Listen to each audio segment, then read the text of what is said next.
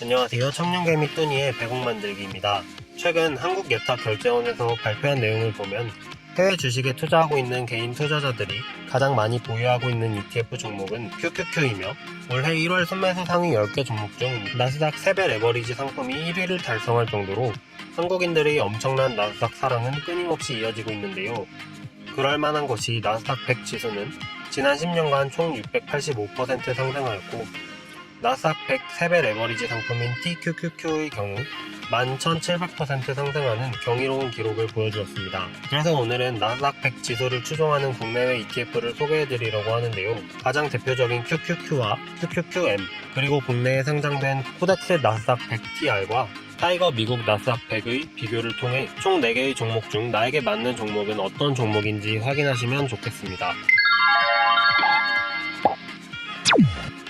먼저 해외에 상장된 ETF인 QQQ와 QQQM의 비교입니다.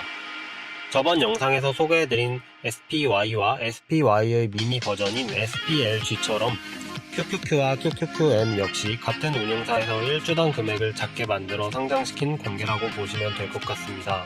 따라서 QQQ와 QQQM은 운용사가 같고 상위 15개 구성 종목을 보시면 종목과 비중이 거의 같은 모습을 확인하실 수 있으며 미니 버전답게 현재 주가는 QQQM의 경우 156달러로 QQQ의 380달러에 비해 저렴한 모습을 보이고 있습니다. 운영 보수와 규모 역시 QQQ에 비해 월등히 작은 모습을 보실 수 있는데요.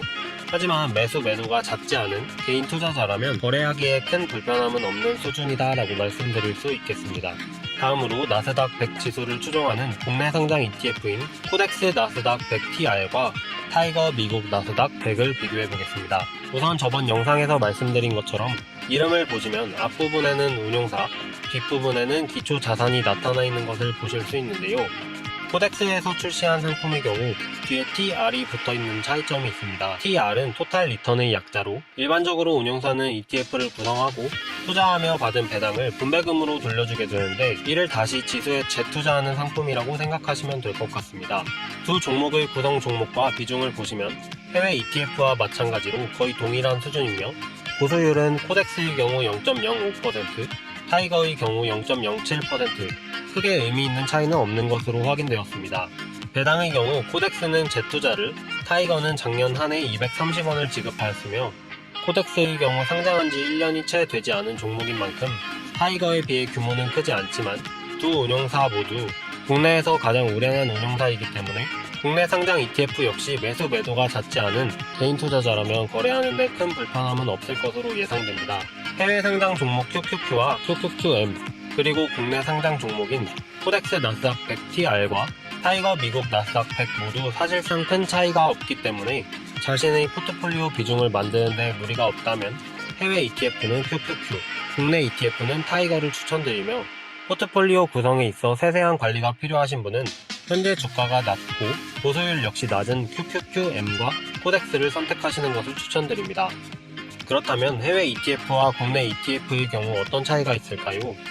먼저 해외 ETF의 경우 환전이라는 과정을 거쳐야 하며 환전 시 수수료가 들지만 국내 ETF의 경우 환전이라는 과정이 필요하지 않기 때문에 수수료가 들지 않습니다.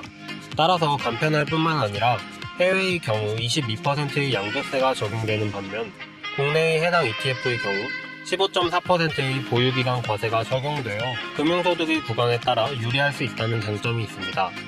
하지만 금융소득이 소액이거나 2천만원 이상의 고액인 경우 불리할 수 있으며 ETF를 매도 시 환율에 따른 시세 차이까지 확정되기 때문에 ETF를 매도 후 환율이 유리할 때까지 기다렸다가 환전할 수 있는 해외 ETF에 비해 매도 시기를 결정하기가 어려울 수 있습니다.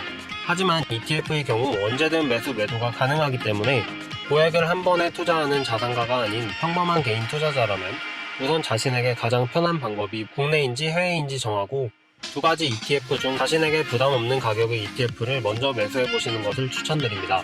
나스닥 100 지수의 경우 최근 10년간 연평균 22%라는 엄청난 수익을 주고 있기 때문에 자신의 포트폴리오에 미국 증시가 없다면 자산 배분의 목적으로라도 꼭 포함시키는 것을 추천드리며 자신에게 맞는 ETF를 찾아 성공하는 투자를 하셨으면 좋겠습니다.